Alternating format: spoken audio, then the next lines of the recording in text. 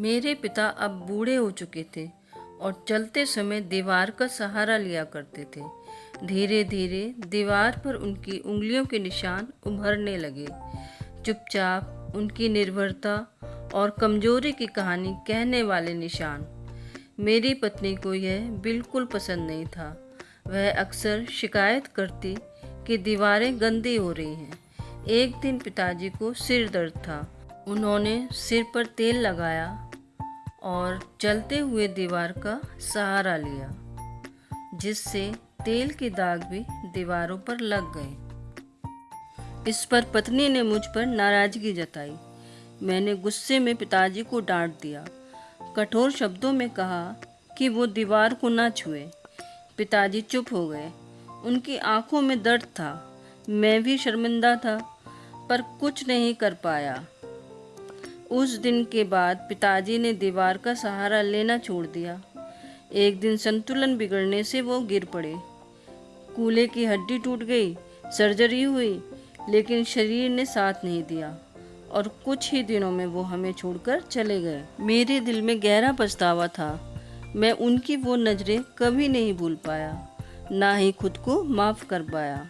कुछ समय बाद हमने घर पेंट करवाने का सोचा।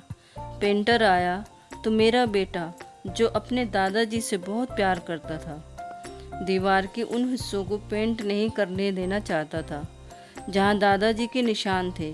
पेंटर बहुत समझदार और रचनात्मक थे। उन्होंने आश्वासन दिया कि वे उन निशानों को नहीं मिटाएंगे, बल्कि उनके चारों ओर सुंदर गोल डिज़ाइन बना देंगे ताकि वे दीवार की सजावट का हिस्सा बन जाए। और ऐसा ही हुआ। धीरे धीरे वे निशान हमारे घर की पहचान बन गए। जो भी घर आया, दीवार के उस हिस्से की तारीफ किए बिना नहीं रह पाया, बिना ये जाने कि उसके पीछे एक कहानी है। समय बीतता गया, मैं भी बूढ़ा हो चला था। एक दिन चलते समय मुझे भी दीवार का सहारा लेना पड़ा।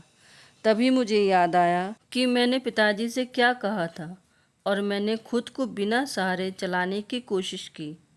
मेरा बेटा यह देख रहा था। वो तुरंत मेरे पास आया और बोला, पापा, दीवार का सहारा लीजिए, आप गिर सकते हैं।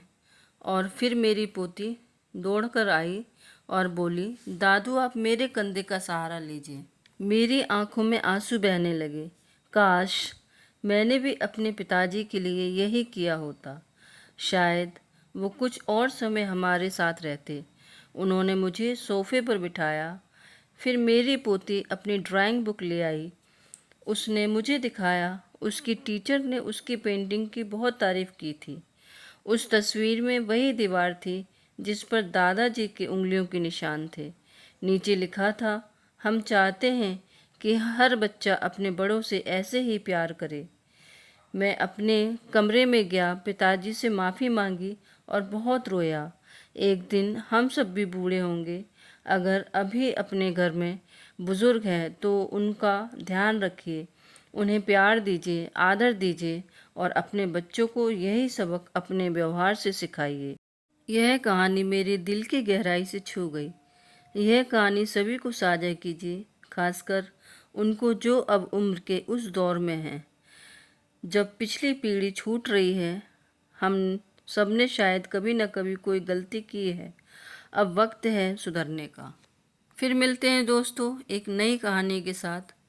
तब तक अपना ख्याल रखिए, हंसते रहिए, मुस्कुराते रहिए। वीडियो को सब्सक्राइब ज़रूर कीजिए, साथ ही बेल आइकन प्रेस कीजिए, लाइक कीजिए और शेयर ज़रूर कीजिए।